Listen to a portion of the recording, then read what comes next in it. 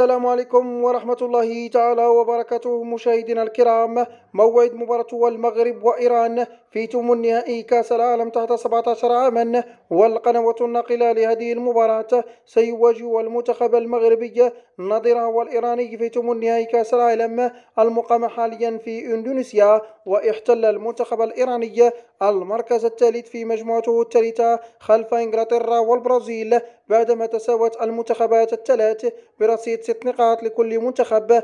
وكان المنتخب المغربي قد تصدر المجموعة الأولى برصيد 6 نقاط أمام الإكوادور الوصيفة، وحقق المنتخب المغربي انتصارين في دور المجموعات أمام كل من بنما وإندونيسيا، وانهزم أمام الإكوادور.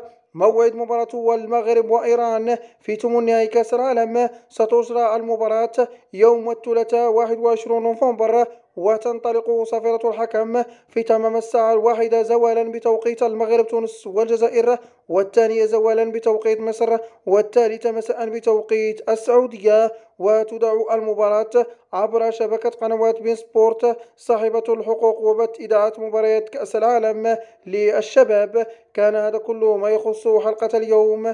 إذا أعجبكم محتوى القناة المرجو والاشتراك وتفعيل زر الجرس ليصلكم كل جديدنا. سلام الله عليكم.